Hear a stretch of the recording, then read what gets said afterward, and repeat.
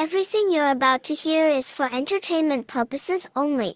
Listen, have some fun, but don't ever do, believe, or promote anything they say. They're idiots. Guys, hold up. You should know, this ain't for everybody. Welcome to Savagely Loud.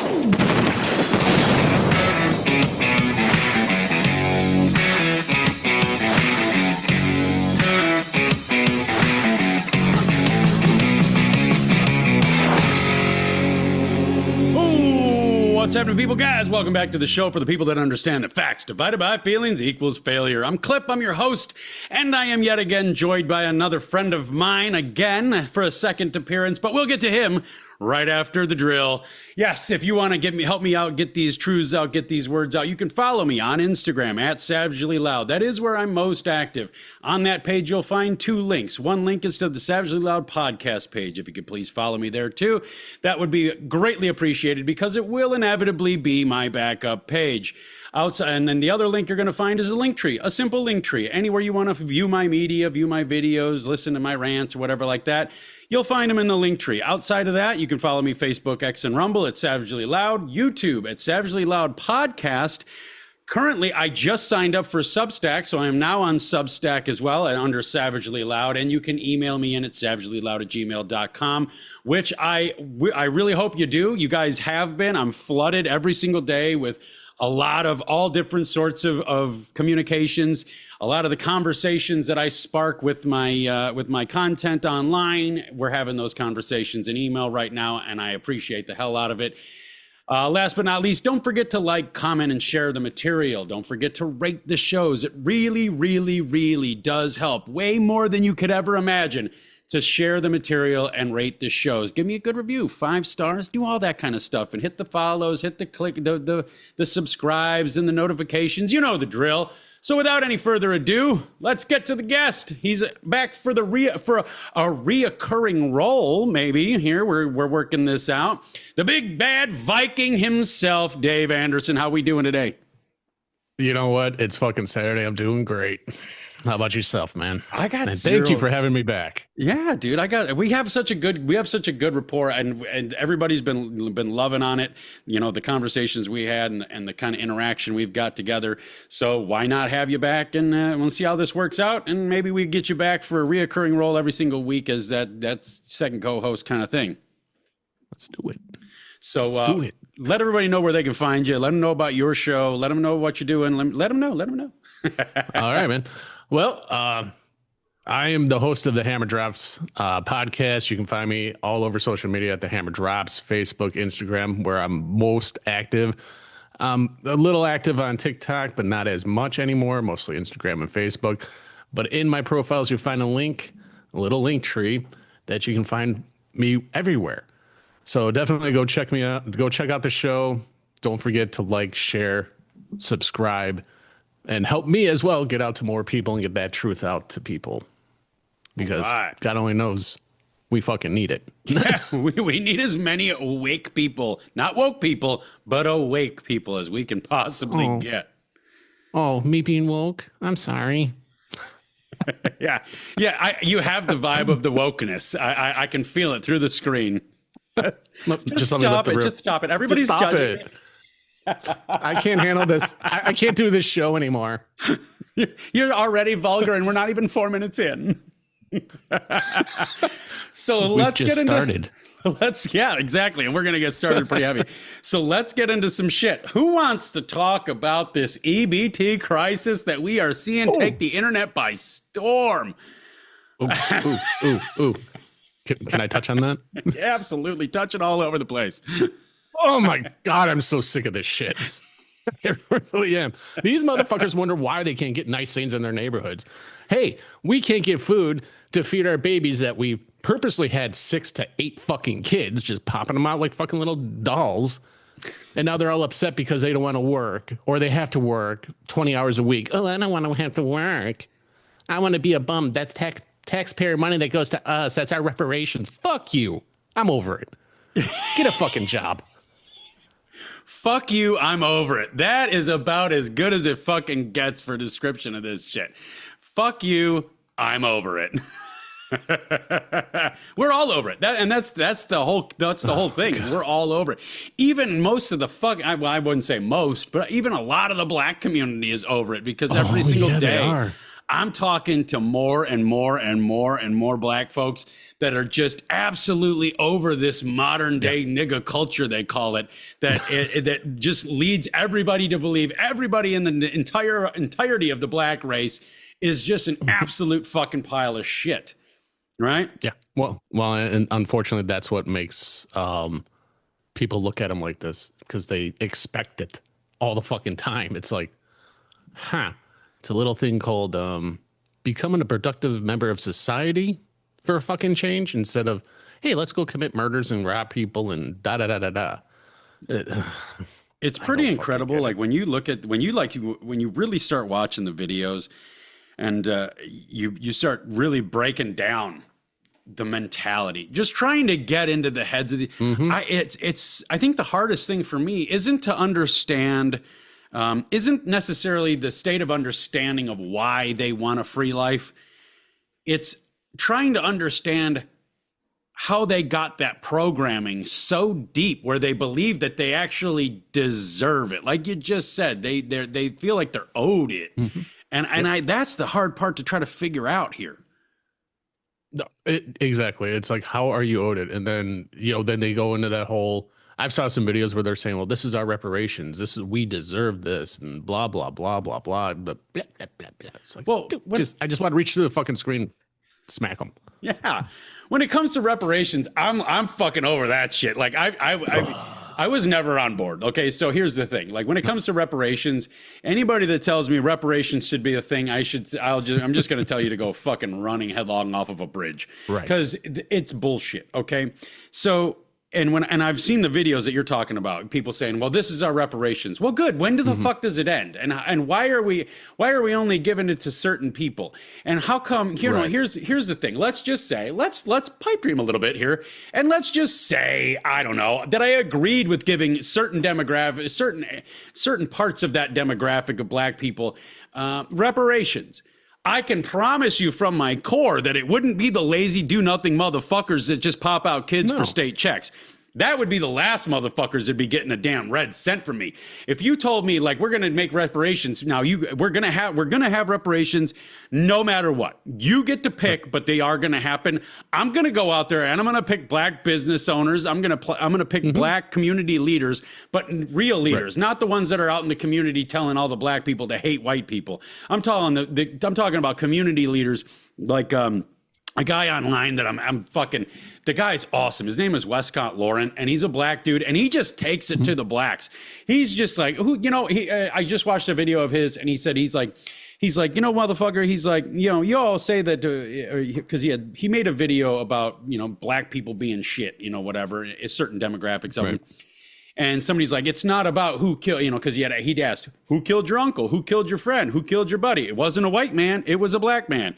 And then he was replying to a comment where somebody's like, it's not about who killed them. It's about who made the system that forced people to do that and blah, blah, blah. And he's like, if the white man brought you a bucket of rat poison, are you going to fucking eat it? Well, if you ain't going to fucking eat it, then shut the fuck up. Right. No. And exactly. that's really what it comes down to is like, when does accountability start? Like when does the reparation talk, the free life talk, the everybody owes me stuff talk stop? And when does accountability start? When do we get this certain area of the black demographic to look in the fucking mirror and say, hey, you are the fucking problem. How can we fix this? Well, and I think it has to start with, unfortunately, our politicians, because our politicians in the media just have this way of them just to spin this narrative. And, there's so much racism in America. There's so much of this and that. But when you look at statistics, it's more interracial crime that happens than you don't see white people going and harming black people. I mean, I think it's like 8% of white people do that. I ran some statistics before the show. So like 8% of white people have committed crimes to black people. And for severe crimes like murder and stuff like that. Whereas over 18% have, black people have done it to white people. And I'm sure those numbers are a little skewed because those are from I think the only thing I was able to really find was 2019.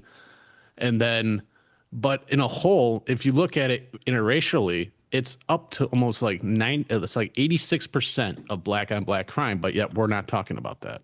Right. Well, we never want to talk. We never want to talk when black people are responsible for the problem. Just like when it comes to slavery, we don't ever address where we got the inventory. We don't ever address the Arabs that killed more black slaves than anybody in history. We never address that. Well, why don't we address that? Why don't we address that real quick? Why we're in the situation we're in, and maybe the black community will understand that. Looking at the white man for reparations, they shouldn't be. Why don't you go back to your home country in Africa and get your reparations from them? Because they're the ones that wrapped you all up in a nice little bow and sent you all over fucking the world. So, and you all cry that you want to go back to Africa. It's such a beautiful place. Yeah, go back there. See how fast you become a slave again. Yeah, let's see how long you last in the fucking Congo with this entitled spirit of fucking everybody owes me something. Tell the hippo that he needs to make you fucking dinner, huh? You know, he'll make you dinner, all right. He'll make you into dinner. Yeah. But you will.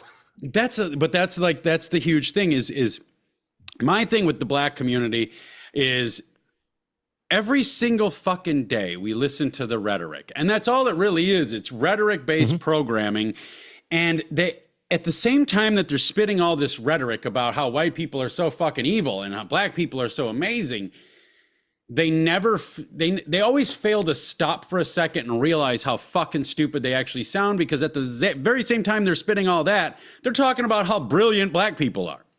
Now, that's not to say there's not some brilliant black people out there. Right, there is. Right, there has been historically.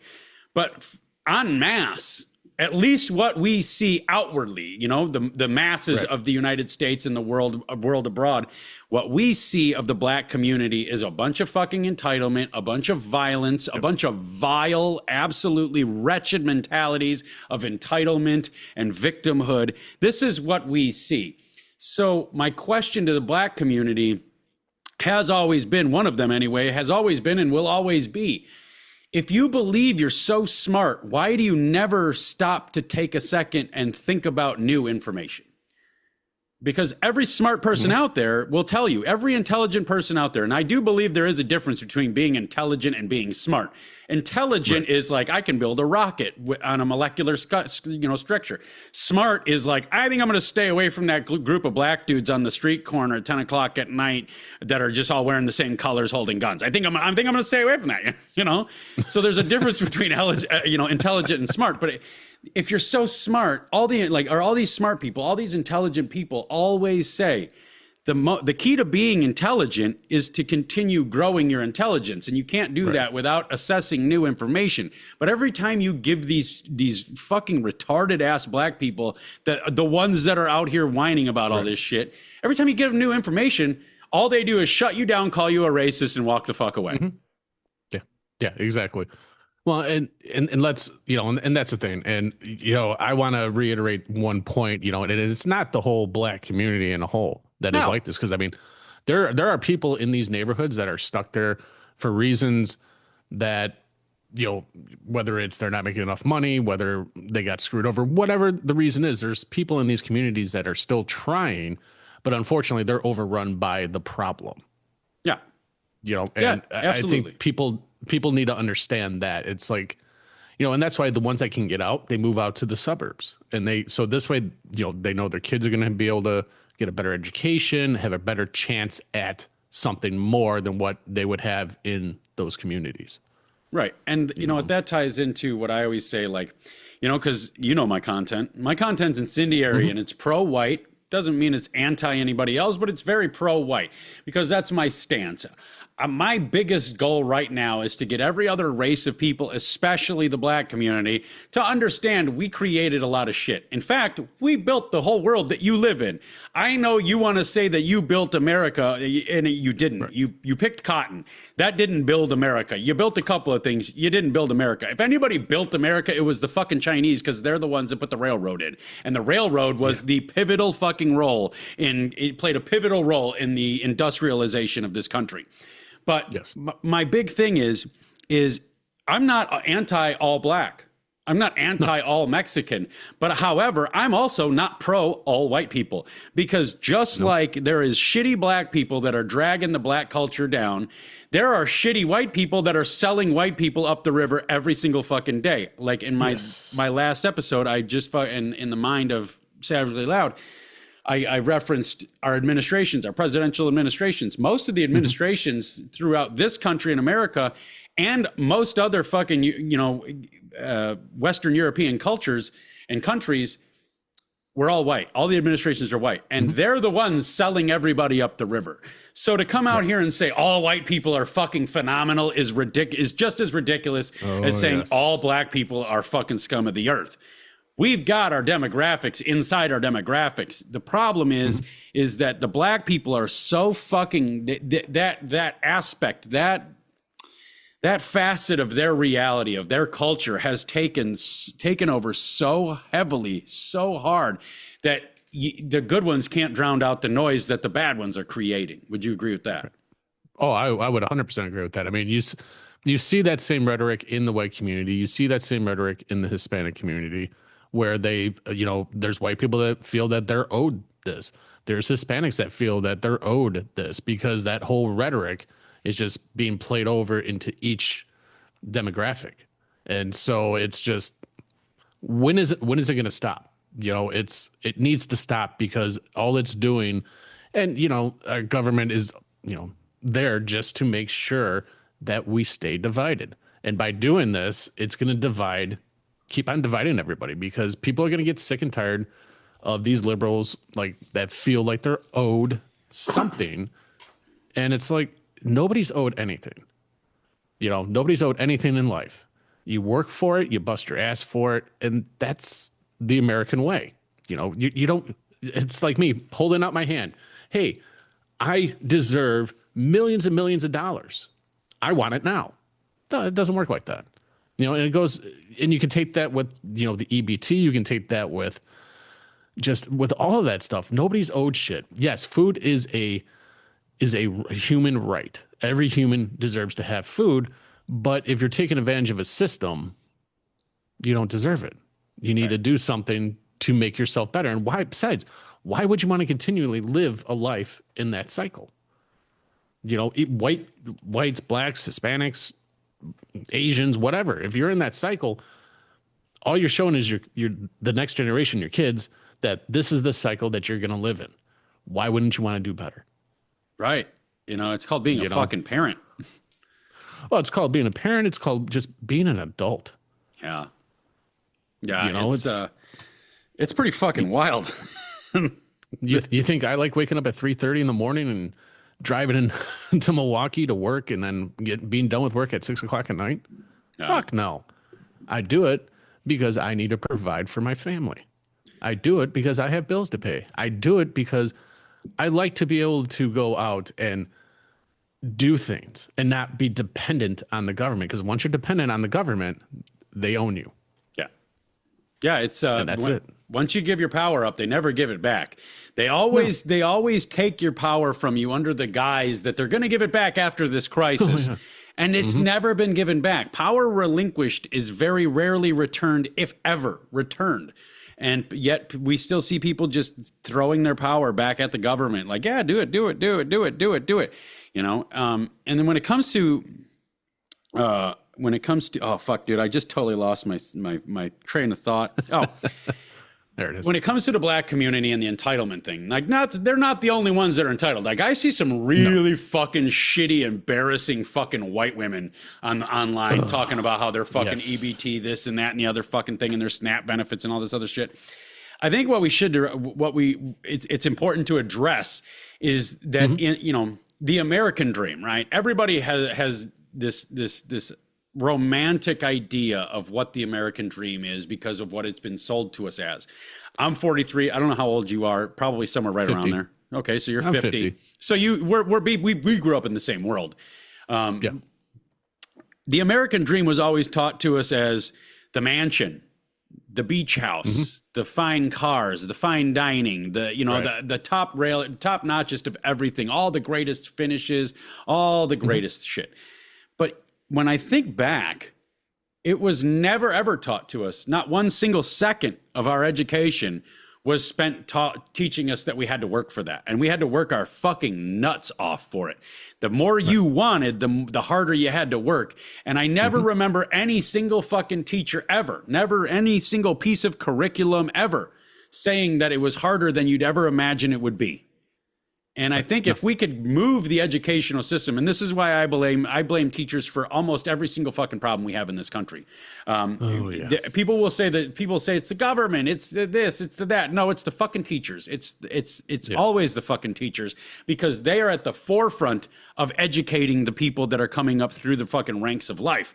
And they educate them so piss poorly because they want that fucking paycheck, and they want 12 months worth of paycheck, and they want 12 months worth of benefits to work 180 fucking days. That's why you're a fucking teacher, because you want a BMW, but you want your summers off. So, let's not forget. They also want to make sure when they retire, they have that huge pension check as well. There you go. They want to lock themselves in for good. And it's very obvious that 99% of the teachers out there, I won't say 100%. I always reserve 1% of any judgment for the anomalies, right? But 99% of the fucking teachers out there are selling every fucking student they come across, regardless of race or religious backgrounds or whatever. They're selling every single student up the river so that they can maintain a paycheck for doing as little fucking work as possible for as long as for as short a time per year as possible, with the biggest outcome possible. The biggest payoff possible. Like I said, they want that Beamer, but only want to work 180 days instead of fucking 365, and blah blah blah blah blah. But that's why I always get into the teachers being the problem.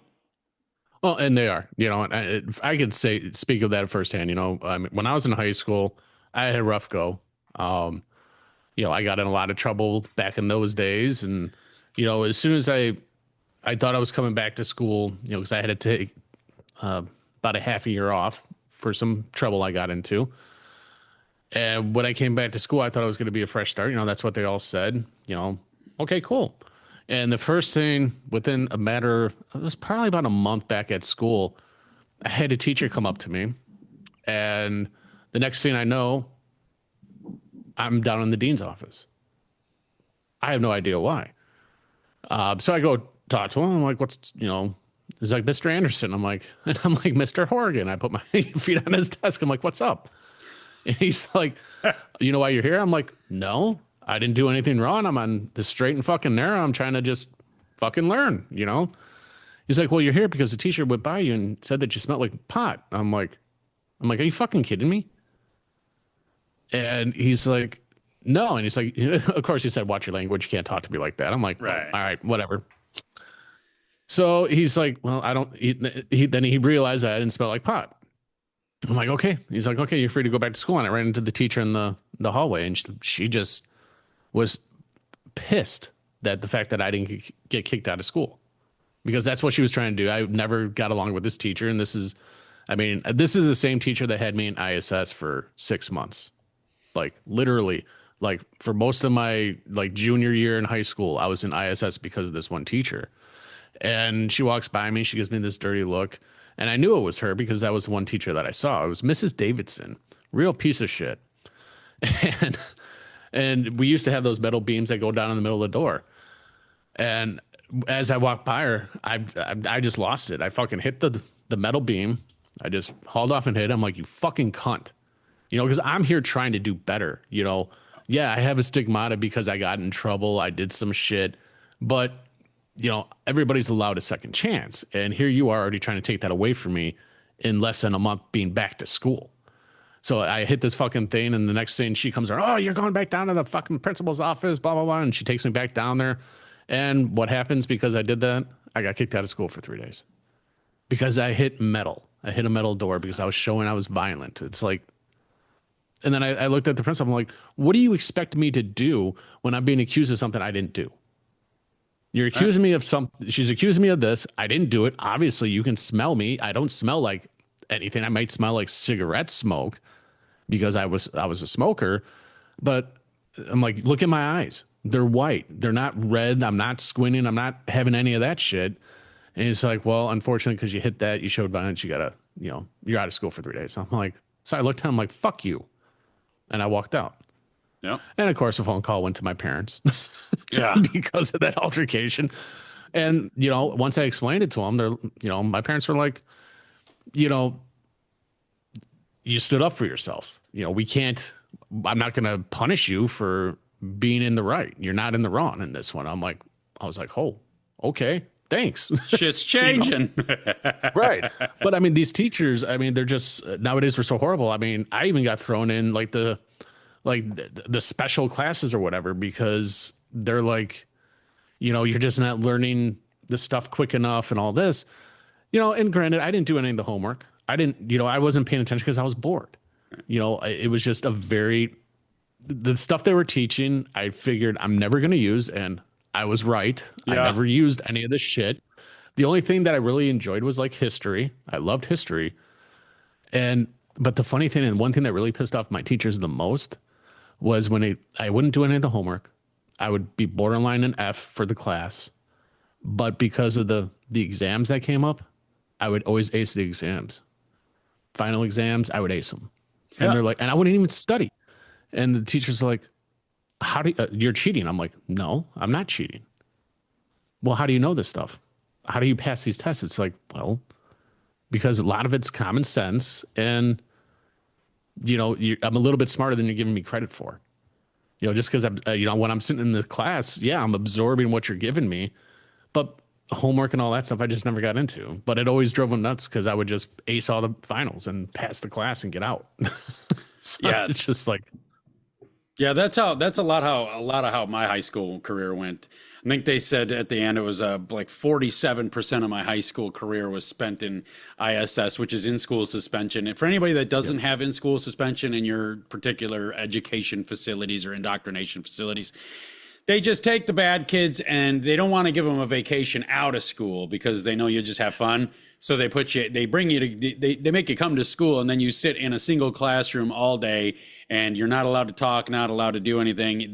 You're suspended, but you're basically, it's like a all day long detention. You know what I mean? Yeah. But I spent a lot of time in school suspension reading psychology books so I could fuck with every single fucking teacher that came at me, but, yeah, that's a lot of how my school, my entire school career was.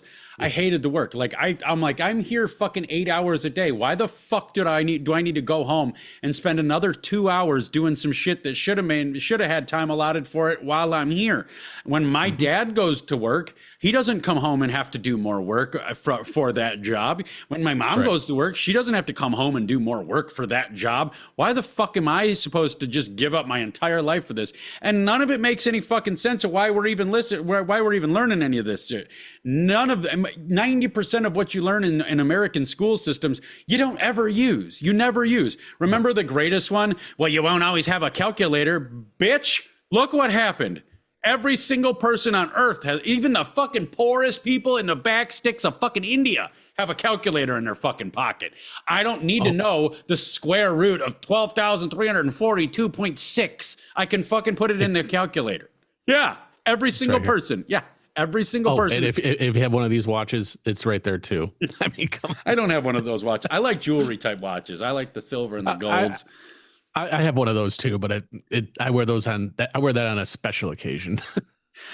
Dude, you know what? That's the thing is I've wanted an iPhone watch, because I'm in the iCult. Like I've been everywhere. I've been to the Androids and I've been to the Google phones and I've had the HTCs and the fucking Samsungs. Nobody has a phone that's as good as Apple. They just don't. And if nothing else, maybe, just maybe, you'll find a phone that works better than an Apple, which I highly doubt, but it's nowhere near as secure. Like the last time a couple of years ago, I took the whole family. The whole family was tired of iPhones because we had iPhones for so long. We want something new. Mm-hmm.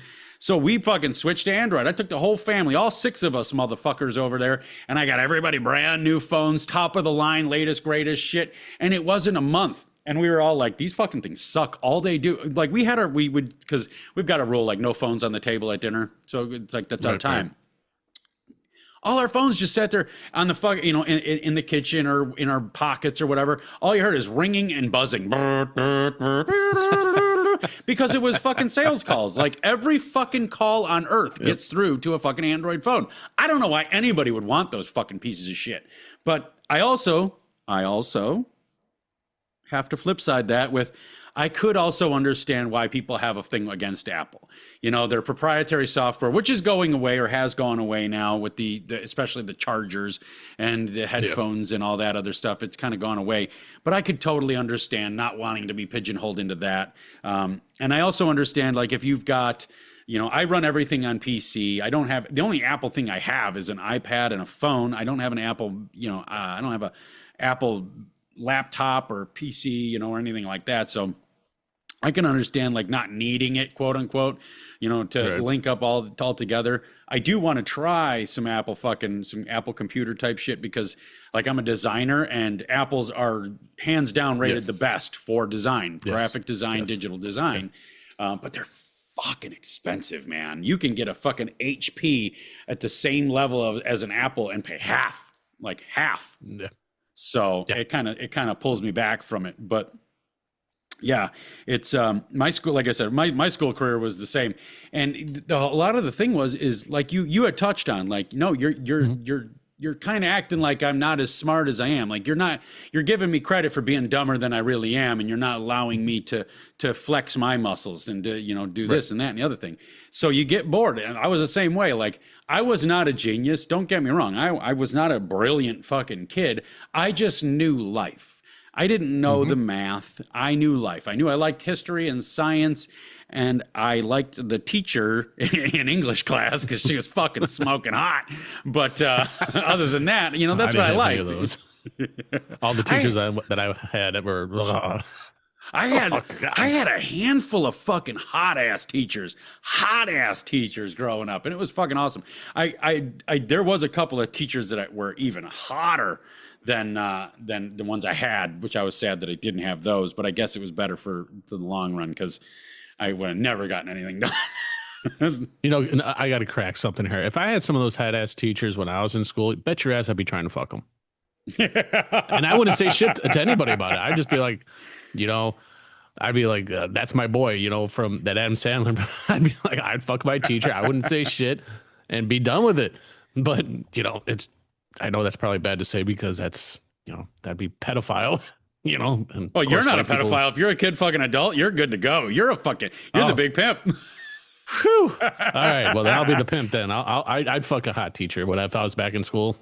Well, isn't that weird based on just that, like how off it is? Like, if those tables are turned, like if you see, like we go on the internet as men, right? We go on the internet and we see a story of a teenage male fucking his hot ass female teacher. We're like, go you, dude. High five. But if you reverse those tables and you're like, and you got this fucking this dude teacher that's fucking this young girl, we're like, dude, you need to fucking bury that motherfucker under the prison. That is true. Yeah, that's not right. Right. Like Joe Rogan has a bit where he talks, and I'm not going to do the bit, I'll butcher it, but it's a bit talking about, remember that old commercial? And I remember the commercial. I've seen it where it had the baby, and I think it was some shaving cream or some shit. And it was like, for that baby soft feel. And baby's in a suit, and he goes to a party and all this other shit, and all these women are hanging on him. If you were to fucking turn the tables on that, and it was a bunch of fucking grown men hanging all over a fucking small girl, it'd be like a Muslim convention, and it would be a fucking problem for everybody. But because it was women hanging all over a small little dude, there's no issues. Well, when you see a Muslim walking with a goat and a child, one of those is the wife and one of them is the girlfriend. I was going to say one of them's the mother. Oh, and real quickly, based on this humor, I don't apologize at all to the Muslim community. Your religion is fucking trash. Go fuck yourself. So deuces. Any religion that defends men marrying children and consummating marriages as early as 6 years old is nothing I have anything to fucking say anything positive about. I don't give a fuck. You could do anything you want. You could build an entire utopia across the fucking entire fucking land of Africa that's free to live and gives you everything great on earth, and I would still think you're the world's biggest piece of shit. Oh, yeah. They are definitely the world's biggest pieces of shit. Because, I mean, they'll force those kids into marriage. Oh, kids don't want it. I watch the videos. Like, I hate watching the videos, but I watch them. Well, I've had two brothers that served over in Iraq and stuff. And just some of the stories I've heard, how, I mean, even over there, they'll use the children, women and children as shields as they're shooting at the military. And it's like, they don't care. Oh. It's like, and those people... you got a lot of desert over there, right? Why don't we just round them motherfuckers all up, put them in the nice spot in the desert, for their final burial, and just drop a fucking bomb on them. Right. Done. Well, it's like ghettos. The only way to fix the ghetto is to build a wall around it and start it on fire. Don't let anybody out. And I understand this is harsh, and I'm not saying anybody should do it, so don't take these words, twist them out of context. I don't think you should do it. I'm only saying, we see these community leaders in these hellhole areas, and these hellhole areas never get any better. And but the community leaders are always begging for money to fix the area. The only way you can fix the area is to get rid of the people that inhabit it, because it doesn't matter how you could make every fucking take North Chicago, Illinois. You could make every building in that place made out of solid marble and gold. And as long as you left the population of North Chicago in North Chicago, the only thing that's going to happen to those buildings is they're going to get ransacked and torn down and looted and fucking sold to pawn shops. Like, you got to get rid of the fucking population, that third world mentality first. Oh, and that, unfortunately, I'll never go. But I mean, on that though, with the politicians, they're asking for more money for this and that to better the community, and yet you go, people would donate to that cause, right? And yet you still go to these communities and they still look like shit. So it's like, well, where is that money going? I bet you it's going in your back pocket. Hey, where'd you get that brand new BMW or Cadillac from? Oh, okay. Now I know where you got it from. Yeah, all that money that was donated. Yeah, it's starting to make sense now. I was reading an article about a gentleman, I believe it's in DeKalb. It's a black guy. He was with a school, and he was basically stealing all the money that was being donated to some of the programs in school. He was like a superintendent of the school district. And he stole a lot of that money. And now he's, he got arrested finally on federal charges and all that stuff. And now he's going through the process. But it's like, why would you do that? You ask for money to, and that's why I say, especially with politicians in these communities, that we need more money for this, we need more money for that, but yet nothing ever changes. I mean, it's the same thing, even with the school districts when they're asking for money and the things aren't happening that they say they're going to happen. It's just like, well, where's that money actually going? But people are afraid to ask that very question. Like, where is that money at? Where's the accountability for that money? And nobody wants to hear the truth. And half the time the money is being taken by the person that's asking for it. And it's being used for themselves in a lot of different scenarios. You know what I would say is, I would say that nobody wants to ask, you said nobody wants to ask the question. I think what it isn't so much that nobody wants to ask the question. I think everybody wants to ask the question because they want to look virtuous to anybody. They want to look like they're actually standing up for something. They're not, but they want to look like it. The problem comes for me is nobody wants to have the answer. Because once they get the answer, like if they ask, where's all the fucking money going? And then the guy comes out and says, well, I took it. And depending on the color of that dude and the community he lives in, if that's a black dude in a black community, the black community is going to be like, no, that's not it. He's trying to cover up for somebody else. It was probably a white guy in there that stole it all. And he's paying him to fucking, to take the heat because that's what black people do. Black people always got to take the heat for white people.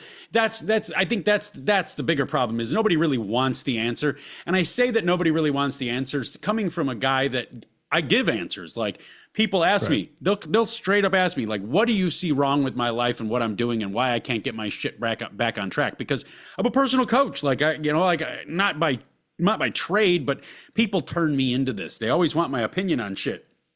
And then I tell them, and they don't want nothing to do with it. Like, it's not that. It's not that. Yeah, because everybody fits into the gray area, especially you. You're always special. You're always different. It's always an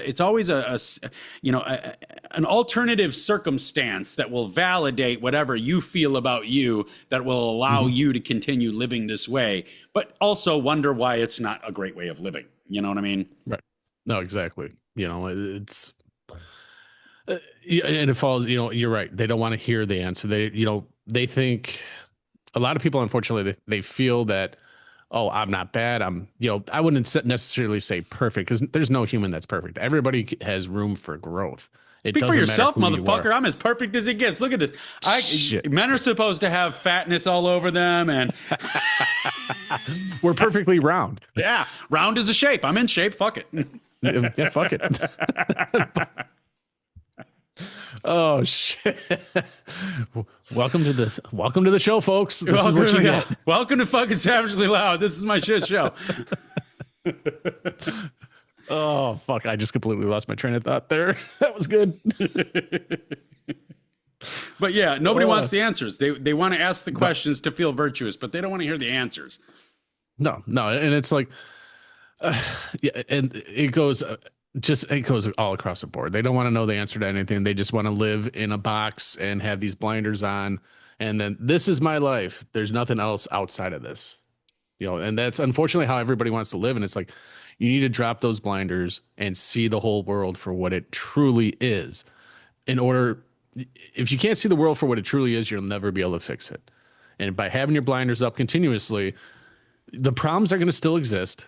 Maybe not in your little bubble of a world that you got going on, but the problems are still there. They're never going to be addressed. They're never going to be fixed. And the questions that you want to know that you're too afraid to ask, or you don't have the balls to ask because you don't want to know the answer, and that's all part of ego. You got to drop the ego and fucking hear the truth. Yeah. And until you can do that, you're just going to be this walking pile of garbage that thinks that you're right, and just it's not like that. Well, that's what I've got in my bios on my social media sites. My bios all of them. They say, normal dude who figured some shit out. In order to change your reality, you must first embrace it. Every single one of my bios says that, because that is the fucking key to changing anything, is embracing the reality that is you. You cannot fucking change yourself nor anyone else unless you're willing and capable and able to accept the reality of yourself. We've all had to do it at some point in time. And in fact, I would say that the most successful people on earth are the ones that have done it the most often. They're the ones that sit down religiously and assess what they're doing, what they're thinking, how they're feeling, the trajectory in which their life is heading, and they always make these small, minor adjustments. Okay, like I was thinking I was this, maybe I'm not quite that yet. Let's pull back on that. But on this other thing, like, let's go forward a little bit. Let's push this a little ahead a little bit, and we can get some things working. And that's where I always, where my content comes in is, I always say my content sparks the conversation. Okay. My internet content, my social media content, that's where we spark the conversation. The podcast is where we have the conversation. Right. Yes. And most people aren't willing to have the conversation because they are not willing to embrace the reality that they're going to be told during the conversation. If all black people, like, I'll tell you what, I get so many people, so many black people, especially dudes, emailing me, most of which are coming around to not be like starting out with, you're a whore or some dumb shit like that. Yeah. But I get a lot of communications from black dudes, and it starts one way and it always, every single time, ends the other way. It ends with them going, oh, dude, you know what? You're not what I thought you were. I can respect the fuck out of you for what you're doing, because I tell them, the only way that we can get ears, the only way we can get these conversations started, because again, every single person you talk to, of every single person, let me put it this way. Every single person you talk to, of that number, 99.9% of them only want to look virtuous, which is why they say we need to have the conversation. It's that last shred, that last 0.1% that actually wants to have the conversation, because they know that in that conversation is going to be information or perspectives that they don't have already, and that they can use in addition to what they view the world as it is, and they can change. They can alter their reality. They can alter their perception, and they're willing to accept that. But most people aren't willing to accept that. So but they all say we have to have the conversation. So then it comes like people like us. We have to get out there and we have to be fearless. We have to be loud. We have to be shocking. We have to jolt their ego hard enough to piss them off, because that's how the best conversation starts. And for anybody out there, okay, let me interject. For anybody out there trying to do what I do specifically on the internet, be prepared to have these conversations. Be prepared to have people come at you with every single gun blazing, okay? But you're going to have to be the dude that lets that slide and then finds the common ground to build on and then has the conversation about reality and perspective. You're going to have to be the one that doesn't just go firing off at everybody that disagrees with you. But in order to get to that place, you have to be loud. You have to jolt their ego into pissing them off enough to come at you, because that's the only way we can get through to people nowadays. Everybody has become so hardened to the quiet conversation that they just they just glance over it. They don't even notice it most of the time. When you're trying to be quiet and nice and gentle about bringing up problems in the Black community, you know, it never works. Where it's like, I think that there's a couple glaring issues in the Black community with crime and violence, and I'd really like to have that conversation. Nobody gives a fuck. But when you come out and you say, hey, well, looks like the fucking EBT community's at it again, everybody is on board now. They want to hear what you have to say. And because you did that, that's where the shock value comes in. You jolt their ego, and it pisses them off enough to come at you. You have to get them out of their shell so that they'll come, so that you can open the door to that conversation. So if you're trying to do this kind of shit, it's not for the fucking soft-hearted. It's not for the Gumby-spined people out there. So, but it does make an incredible amount of difference. Yeah, and you definitely had to have like leather skin, because, you know, of course, the first thing they're going to fire back at you, they're going to try to insult you. I had somebody, you know, that commented on something that I commented on, and they went right to like saying something about my mom. And it's like, for a lot of people, I mean, if this was like 10 years ago, I would be all over like, fuck you, you know, let's fucking do this. I'll meet you here. But it's like, no, you know, that's just what they resort to now. And that's just expected. I mean, it's like, you know, you can't have conversations with people when all they want to, you know, their rebuttal is a meme, or they automatically want to go into insulting you. Yeah. Or your family or something like that. And it's like, those are the people that will never have a clue whatsoever on what the fuck is going on, or they just don't, you know, they just don't want to, whatever it is. And those are that's a waste of skin. Yeah. You know, it's like, if that's your rebuttal, you're showing not only how uneducated you are, but just how much of a piece of shit you truly, truly are. And you're just a waste of skin in my eyes. If you're using memes to try to prove a point, you've already lost. Yeah, you've already lost. If you're trying to use memes to prove a point, you know, when especially it's a point that you disagree with and you're trying to counterpoint somebody. If you hit me with a meme, I'm just gonna put my head in my hand and just shake it, because I just don't understand why you think you should have the ability to speak out loud. You know, it's ridiculous. Well, I actually did on one of them, because I had one guy, he, you know, was on a No Canes protest or whatever. So I made a comment on, it's like Lake and McHenry County, you know, the scanner page. What's happening in Lake and McHenry County, whatever the hell it is. I'm always on Lake and McHenry County scanner, just talking shit about fucking the McHenry County pedophile lover judges. And oh yeah, so am I. But I made a post about it, you know, and it's like, okay. And then the first thing that comes up is somebody posts a fucking Trump meme. It's like, okay. And I don't know how many times I got to say this, you know. Yeah, I may lean conservative. Okay. But I don't support politicians at all. I don't support one politician. None. I'm going to vote for who's going to do the best job. But that doesn't mean I support them. But it's like, you know, and then I get the fucking replies back. Oh, you know, I can see by your content, you know, you're a fucking MAGA lover, maggot, blah, blah, blah. It's like, motherfucker, do you see anything on my social media that's pro any politician? No. And you will never find it. What you see is what is going on. Right. And I'm calling that shit out. And it's like, I'm sorry, I don't lean to the far left. Like, you might lean to the far left and but it's just like these people, that's how they think they're getting underneath your skin. They think they're making their point by posting a Trump meme or calling you a MAGA or maggot or whatever the hell they want to call you. But it's like, y'all don't know me. Right. Yeah. It's like, I've said this numerous fucking times. I don't support politicians. Like, I don't go to McDonald's and go through the drive-thru and support the person handing me my food. I don't go to the grocery store and support the person that's bagging my groceries.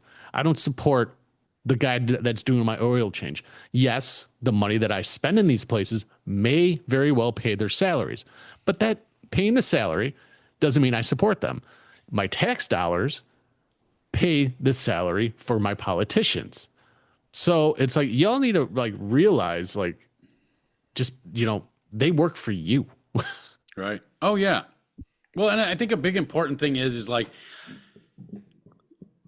just because if you do fall on one side or the other, doesn't mean you have to support everything that everybody on that side does blindly. Right. Like, I'm not a Trump dick sucker. Like, Trump has done a lot of fucking things that I thought were really good. He's done a lot of fucking things that I am left scratching my head. Like, what the fuck just happened?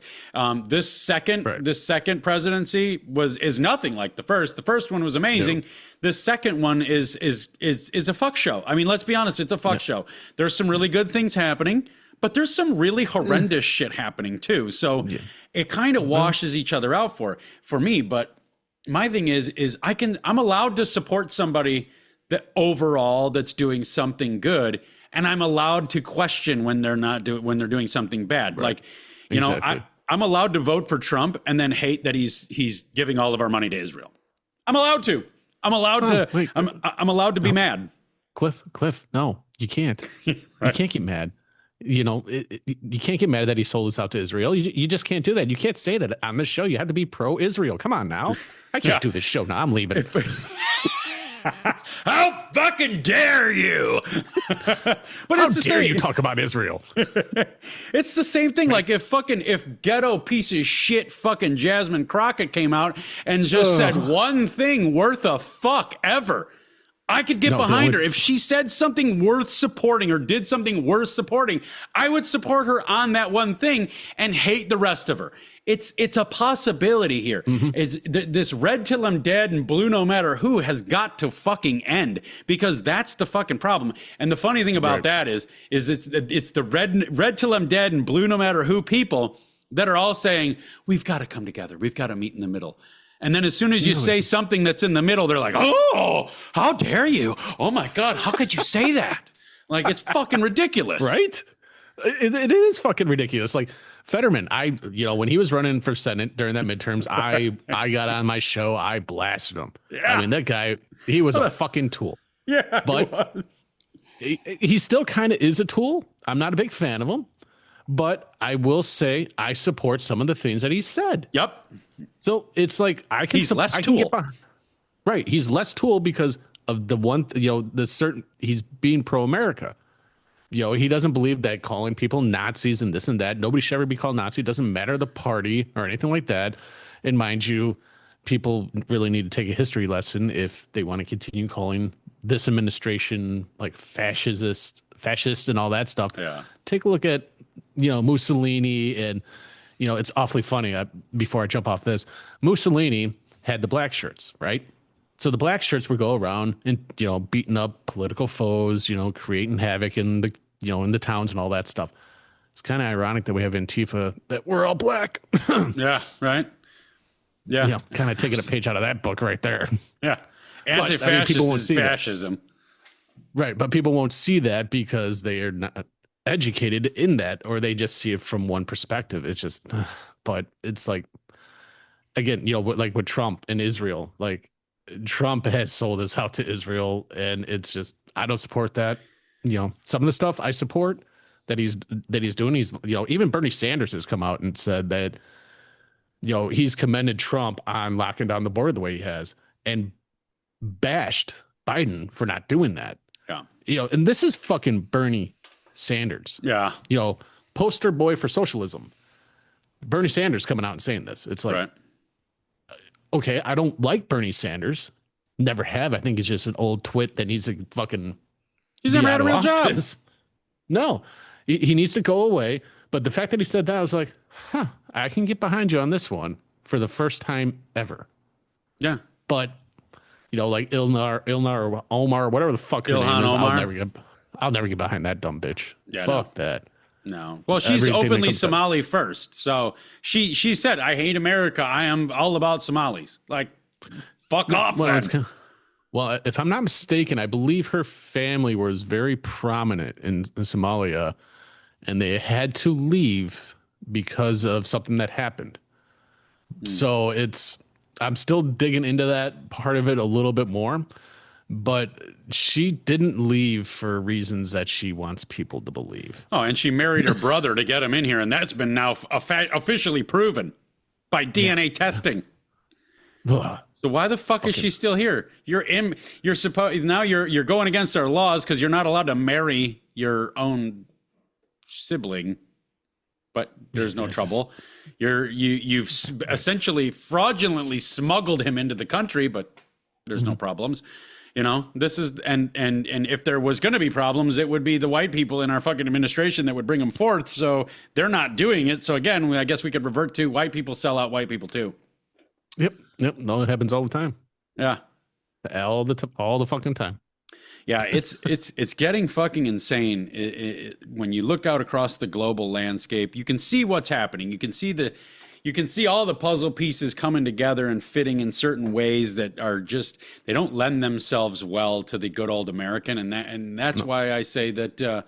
That's why I do what I do, because here's the fucking plain and simple truth. I know the white boys, all the white boys, the extreme white boys, they want me to come on here and say that we need to wipe out the black community and get rid of them and fucking put them back in chains or whatever, this and that and the other thing. No, I'll tell you what. I said, I think we need to get them fixed. Like, I think we need to fix the black community, because when it comes to the fucking Jews and the fucking Israeli and the Zog machine, and their culture of enslaving everyone, and the Muzzy murder machine that's coming our way, we're going to need some fucking help. We're like, white people can't handle this shit, because half of the fucking people that are coming at the white people are white people in power. So we're going to need some fucking help. And I think the best allies that we could ever see in this world, I think the best allies would be white, black, and brown, like white, black, Mexican. If we could fucking fix this bullshit between us, and that's not to say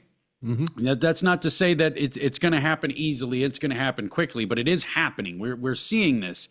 But and it's also not to say that we got to be best friends, because I do not hide. I'm a separatist. I think we all should be segregated. If you're a parent, the first thing you do when your kids start fucking getting at each other's throats, you separate them. It's just the way it happens. Look at prison. Prison operates on a primal culture of human, right? Yes. Like the human's primal culture. And what do you see? Everybody self-segregates. They're just like, I'm to my own, I'm to my own, I'm to my own, I'm to my own, I'm to my own. Everywhere this happens, that this segregation happens, society thrives. Whether it's in prison or it's somewhere else. Society thrives when there's segregation, when everybody is allowed to be tribal, respected because they're tribal, and stay to their own fucking areas. Everything works better. And then those areas learn how to work together, but they don't have to be friends. And I think that's the biggest thing about American society specifically, is that we're forcing relationships on people that don't want relationships. We're forcing white people to love black people, and we don't want to. Right. We're forcing black people to love white people, and we don't want to. We want to love our own. We want to respect our own, and we want to just look at what is respectable about your culture, and we want to take our time in doing that. We want to assess whether we can be friends or not have some fucking overlord come in and tell us we have to be friends or we're a piece of shit, Like, Right. somebody was to tell me, oh, if you don't like him because he fucked a 10-year-old, then you're a piece of shit. Well, happy fucking piece of shit day. This must be my day because I'm going to be a piece of shit for the rest of my life. Let me make up my fucking mind. You know what I mean? Well, right. And it's funny that you even said that, like it's the white community, our white administration, they try to normalize pedophilia. Yeah. And it's the white people that are trying to normalize that. It's like, that is sick as fuck. What the hell is wrong with you guys? Yeah, well, and I mean, Epstein's Island, Epstein's list, that's why that list don't come out. And that's it. Nobody, see, that's the thing is like nobody gives a fuck about the Epstein list to see who he had business dealings with. That's not part of it. We all want to see the Epstein list to see who was fucking the kids. Well, why don't we go, how about this? We know Epstein he was arrested. He was charged. He went through court documents, court cases and stuff. We know that there's court documents that show, because the charges that he had, conspiracy to traffic minors and for, having sex with minors. So we know that if you're trafficking to somebody, they have the names of the people that they were being trafficked to. So why don't they show the court documents of the people that they were being trafficked to? Instead of, everybody's hung up on the Epstein list, I mean, or the files, whatever, however you want to put it. It's like, okay, which files do you want to see? Do you want to see his business dealings? What do you want to see? I say go for the court documents because I think the court documents are going to have them show us more of what we want to know and can't really, it can be doctored, but at least we'll actually get some fucking names. Well, and the other thing when it comes to the Epstein list is, he was in jail. Ghislaine Maxwell, Ghislaine, whatever the fuck her name is, she's in prison for trafficking. But now Trump acts like everybody's a fucking asshole for even believing the list is real. Well, you got two motherfuckers that are in prison because of it. One's dead because of it. And you're going to sit here and tell me that it ain't real? Fun fact, do you know Maxwell used to work for Disney? Oh, I don't doubt that at all. Because it wasn't Robert Maxwell, one of the biggest fucking talent people on earth or some shit, as well as a fucking Mossad agent. Yeah, she was a talent agent for Disney. Yeah, for all the kids. Shocking. Yeah, go figure, right? She was probably one of the ones too that were spearheading shutting down Corey Feldman when he went on his when he started trying to tell everybody about what happened in Hollywood. And for me, like Corey Feldman is unique. No, I want to say what he really is, and unique is one, but he's a goddamn train wreck. He's a fucking he is. He's a spectacle. That's where I'm going with this. He's a spectacle, and it's sad. I see him playing guitars in his band, and he's fucking terrible at it. He's got his shirt off, and he doesn't have the body to have his shirt off. He's kind of, it feels like he has that air of like losing it all the way now. Mm-hmm. But here's the thing: is I respect the fuck out of that dude. I absolutely respect the fuck out of that dude because he is one of the only ones that has been saying this from the beginning. So his career ended over it because he wanted to tell people that he was getting fucked literally by half half the scouts and talent agents. You had to fuck people, you had to blow people, you had to do all these fucking weirdo shit things to do to get any of these roles, and he wanted to get the word out, and they fucking stifled him. I'm surprised he's alive, to be honest with you. But his whole story is very, very sad. But it goes to show you that they don't give a fuck about who loses what, who feels what, who knows what. They don't give a fuck. They will do anything to anybody at any time as long as it benefits them. Yep. Well, I mean, you can go as far back as Corey Haim as well. I mean, Corey Haim went through a lot of shit. I mean, those two, I think, were the stars in the 80s, like they were. They went through a lot of shit, and you see them today. They're not the same people, obviously. Well, Haim's dead, he's definitely. Corey Haim's dead, but I mean, he had his issues with drugs, alcohol, and so that just seems like. Right, it is. It just seems like, but that is the norm for that era for those children because, they were going through all this shit and it wasn't, nobody knew, I know Feldman has called out Charlie Sheen on a lot of shit, but of course, nothing will ever happen to Charlie Sheen because of who Charlie Sheen is and who his dad is and how high up in that culture they are. Right. So nothing will ever happen. And I think a lot with this list, you would see a lot of those people on it.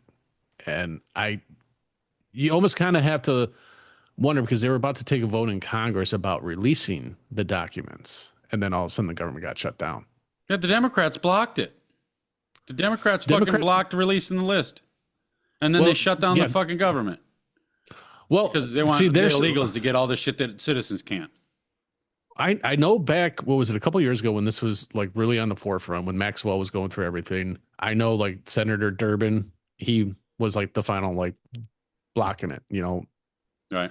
I thought this time around, I think the Democrats came up with something that they wanted to do. But of course, I mean, they're going to sit there and say the Republicans blocked it. But I know the Democrats have blocked it a lot, and it's like, okay, well, if you keep blocking it, what are you redacting? Or what are you, it's like, can we fully trust whatever list comes out from our government? Right. We're never going to be able to trust it. Well, and you know what? The big mind-boggling thing for me is being on the side of things that I'm on mentally in life and, associating with the people I associate with. There's this half of the country, at least half of the country, is always saying, storm the Capitol. It's all it's going to take is this. And we're all going to be on the fucking steps of the Capitol with our guns, wanting answers. Okay, so now so many things have happened throughout the course of the time here, even during our lives, that should have sparked that movement to let's all walk across the country and hit the Capitol building, okay? And get on, and not to say blow it up or do anything, nefarious, but let's make our fucking selves known and let's demand answers and not do anything not leave until we get them. But we're always hearing these motherfuckers out here, wow, we're going to storm the Capitol. If this happens, nothing ever happens to make us storm the Capitol. And I can't believe that the Epstein list wasn't the thing, because everywhere you look, even leftists, when it comes to the Epstein list, release the list. We want to see who is fucking kids. And then they say what? Over and over again, we can't release the list because it will endanger national security. If everybody on that fucking list, that means everybody on that fucking list is in charge of our national security, in charge of our government. Why is that not the fucking straw that broke the camel's back? Why is knowing that everybody in our government is fucking little kids and making hundreds of millions of dollars on the sly through fucking business deals, shady fucking stock trades, all this other stuff, insider trading? How is it that list, it outs everything for everybody? Right. But nobody's like, yeah, we should storm the Capitol now. No, it's going to be the next thing. Oh, let them say this and then we'll do that. Like, nothing's ever going to fucking happen. And I'm fucking tired of hearing people say it is. Yeah. Well, and that also goes on social media when you try to have an open dialogue, open conversation with somebody, and especially someone on the left, the first thing that they pop up, show us the Epstein list. It's like, really? Yeah. Can you honestly sit there and, and again, can you trust whatever list that our government releases is going to be heavily redacted? There's going to be things that have probably been put in there by both the Democrat side and the Republican side, or taken away. So you'll never know exactly who or what is in those documents. That's why I say go for the court, demand the court documents for Maxwell, because with all the charges she has, you can start to piece things together that way. And with the Jeffrey Epstein, it's funny because like Epstein, when he was on house arrest for like 18 months, and then they're trying to link him now to Israel, Mossad.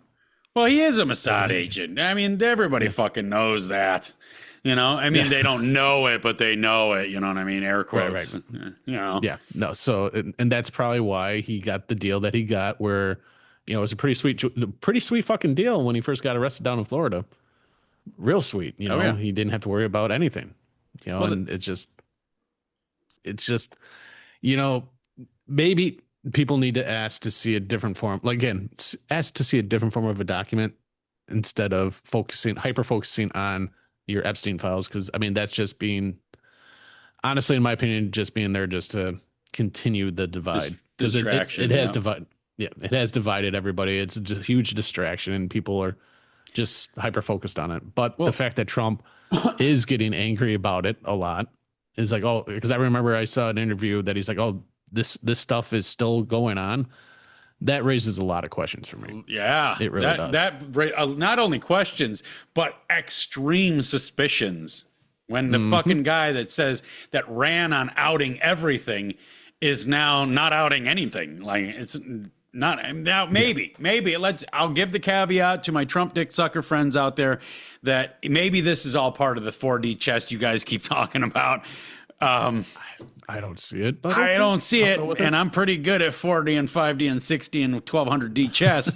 I don't see it, but maybe it is, and maybe one day, just to cover my own ass, maybe one day something will come out and everything will start to make sense about what's going on. Well, but I don't know that's not going to happen. No, that's never going to happen. I mean, look at JFK. The documents that they released. I mean, it has Mossad in there quite a bit. Yeah. I mean, but we all kind of knew that for a long time. So, but it's no new information that we already didn't fucking know. And and why do we not know where George Herbert Walker Bush was, or whatever the fuck his name was, during that time? He was the only person in the United States that wasn't accounted for, and he was a hitman for the government.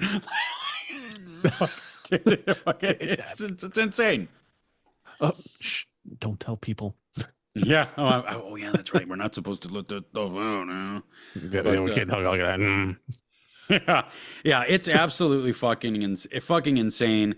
The divide and distraction that this country suffers from person to person, regardless of religion and creed and culture and all that, and all the way down into, race relations and religious relations. I think in the 80s, the late 80s is when we really saw things at the height. In the early 90s, at the height of the greatness. I think that's the early 90s, especially, I think, is where we were getting to a point where white people and black people just got along. And that's why we had to light the fire on that to stop that from happening. Because could you imagine from the early 90s to 2025, if race relations had continued course in the positive direction they were heading to, could you imagine how little power the government would have over us today? Of course they can't have that. No, we can't have that. That's blasphemy. We can't talk like that. The government has to have complete control over you, right, and everything you do. So, and that's so they just spin up the rhetoric even more. Yeah, and I can't believe people fucking buy it. I just can't believe people are still buying this shit. Well, if they're watching any news source, that's why they're still buying it. Yeah, it's state media. I mean, let's be honest. I mean, our media, it's not fair. It's not. Oh, yeah, it's run by the state. Let's just be honest. Every single country on earth has a cultivated internet and a cultivated news cycle. That means the state and the people that own the fucking state run the fucking articles they want the way they want them run. There's a reason why only 6 companies own every media company on earth. Like, you really think you're going to get a different story out of this station and that station and that station, and they're all owned by the same guy that hates the people that those stations are talking to? Go fuck yourself. You're delusional. Well, then you got to follow the money. Then you look at all their investors, and 3 of the primary investors in all the major news networks are BlackRock, Vanguard, State Street. Yeah. I mean, it's like you got to follow the fucking money to understand. Yeah. And when those companies that basically run the world, whatever they want, they get. Yeah. And people just don't, again, blinders, they don't want to realize it. Well, and people got to understand that when we hear them, and dude, it doesn't matter what color you are, it doesn't matter what gender you are, it doesn't matter what age you are. We hit the internet and we see these fucking people lying to us, and every one of us knows it. We talk about it. They're fucking up there fucking lying to us. They're writing history. This is what you have to understand. So when you see these motherfuckers that are just blatantly lying to the masses, They don't give a fuck about what you think because they know you're going to forget tomorrow. They know they've got something else coming down the pipeline that's going to make you forget all about what they said today. But 20 years, 50 years from now, they can quote that day and say, and he was out here saying this, and the other thing, and he's the greatest person to ever want to run this country. And so they're writing history as they go. That's that. And I think that's a big problem for a lot of people, why they don't understand what's actually happening, because people are they're now oriented. They are immediate gratification oriented. People will not do something that is very, very difficult and time consuming if they themselves don't get to see the payout for it. And so that's why they have a hard time wrapping their head around what's happening with, the government and all this shit, is because they can't fathom a world where so many thousands of people will work to a goal but never see it come to fruition, but always spend their lives working towards it. Right. Yeah. And that's just the way it is. I'm a firm believer in, if, rule of thumb, if your media and your politicians are all on the same page, they're lying to you. Yeah. Yeah. They're hiding something. Yeah. So don't believe what they're saying, what they're trying to sell. If they're all on the same page, and this even goes with celebrities, the celebrities that get behind it. When you align all three of those and they're all fucking aligned and they're all agreeing on everything, it's a bunch of horse shit. Like the Maui fires, everything that happened in Maui, everybody was on the same fucking thing. They're full of shit. Yeah. And funny how it's out of the news cycle. And funny how we have weaponry, direct energy weapons that's proven that can do what happened over there. Yep. And it's also funny that nothing blue seemed to burn. Yeah. I mean, you can, but again, I mean, but then that dropped out of the news cycle because people were starting to question. So it automatically drops out of the news cycle. And now we got to come up with the next big thing to keep them distracted. Now we bring in the fires in LA, and when you look at these different areas that like this kind of shit has happened, when everybody's on the same thing, you got to follow the money. Like, they're having the Olympics over in LA. They want to build this utopia in LA and all of those areas that had those fires. And same thing with Maui. It's like, look up like your 15-minute cities, and then maybe you'll start putting things together a little bit better.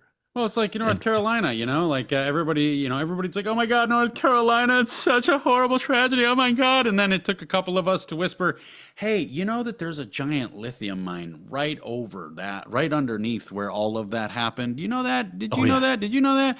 And then they go, ooh. And then everybody started talking about, well, why would this catastrophe happen in this particular area? And why? And it sure is such a coincidence that one of the world's largest lithium mines is right under where all this devastation happened. And it's awfully odd that we're not giving any money to the people to rebuild their land and their homes and their lives. I wonder what this could be about. It's about lithium, people. Well, and also let's not forget, I mean, just before that, wasn't it the Biden administration that mandating electric vehicles? Yeah. So like 2035, every fucking vehicle has to be electric or it's not going to be able to. Well, that's a whole WEF thing. I mean, but that's a different topic for another show. Yeah. I don't think your listeners are going to be able to handle bringing everything out of the box at once. Right. To understand the WEF, and that whole thing with the go electric, you'll own nothing and be happy. And Project 2030, baby. Yeah. When you start to think about it and look at what's going on in society right now, it's like, it's all lining up. Yeah. Maybe we'll talk about that next time. But let's wrap this one up. We're pushing almost an hour and a half here. Man, it feels like 15 minutes. Right. It doesn't even seem like it's been that long. Right. It feels like it's been 15 minutes. Guys, if you want to help me out, get these truths out, get this word out, you can follow me on Instagram, SavagelyLOUD page. That is where I'm most active. On that page, you're going to find two links. One of those links is the Savagely Loud Podcast page. If you could please follow me there too, it would be greatly appreciated. The other link you're going to find is simply a link tree. Anywhere you want to hear me ranting, you can find it there. Or see me ranting, you can find it there. Outside of that, you can follow me, Facebook, X, and Rumble, as well as Substack now at Savagely Loud. You You can follow me on YouTube at SavagelyLOUD Podcast, and you can email me in at SavagelyLOUD@gmail.com. And don't forget to like, share, and comment. Don't forget to hit the bell. Don't forget to follow, subscribe, do all that shit. Rate the shows, please. I'm begging you guys, rate the show. Wherever you listen to it, rate the show. Give me a good rating, 5-star rating. Helps me get this word out, helps me get this truth out. And that being said, let's real quick on that email factor. Email me in how you feel about maybe having Dave Anderson, the big bad Viking, come on in here and be a co-host on one of the weekly shows, one of the weekly episodes that I do. Let me know how you feel about that. You guys seem to receive him very, very well. You seem to receive this conversation very, very well last time. Let me know what you think again, and maybe we can talk to Viking into coming back every single fucking week for an episode. Mr. Viking, Mr. Dave Anderson, tell them where they can find you. Well, you can find me. I was about to make a dirty joke. I won't do it. Why not? This is my shit show. Make that joke. All right. You can find me on top of your mom. Ah, there it is. OnlyFans, DaveAnderson.com, whatever. I don't know how those addresses work. But on a serious note, you can find me all over social media. You can find me on Facebook, Instagram, and TikTok, 3 of the spots I'm most heavily active on. And in my bios, you can find that little link tree that will bring you to my YouTube, bring you to all the other places where you can also listen to the podcast on Apple, iTunes, whatever you want to call it, and Spotify.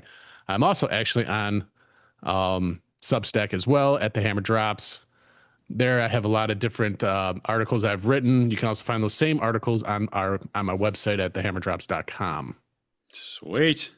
So, and stay off my mom. Her ashes are going to stick to your dick. Trust me. Damn it. Don't ask me how I know. We white people are sick fucks. Sick fucks. And that being said, let's bring ourselves out of sick fuck world, sick fuck mentality, and do the little fucking thing I like to do at the end of every show. We get so far into the deep fucking sticky wickets of shit. We don't want to walk away feeling like shit, all amped up, all angry. So let's get to our Hopelessly Human segment that starts a little bit like... People can be really rough. They can be quite tough. They can get in the way, but at the end of the day, some aren't only stupid, some are hopelessly human. Fuck yeah, they are. Some are hopelessly human. I got a short one from you. This one's from BuzzFeed. It's titled "A Grateful Tribute for a Veteran." We went to have all-you-can-eat steamed crabs at a local seafood joint here in Maryland. It was a nice break from our grandchildren that we raise. A friendly gent next to us asked my husband if he was in the Marines. He was wearing a T-shirt with USMC on it. He said, and he replied that he was in the Marines. They chatted on and off while I enjoyed my steamed crab. He and his family got up and thanked my hubby for his service. After they left, the waitress came over and said that the man and his family had paid for our meal. I will forever remain grateful and humbled by this experience. We have paid uniformed military tabs a time or two, paid for the car behind us in toll booths or a fast food joint, but have never had it happen to us. It is an incredible, amazing feeling. Guys, it might sound simple on the face of it, but doing things like this, just simply paying for somebody's meal out of a place of gratitude, can absolutely 100% change people's lives. That's Hopelessly Human, and that's the show.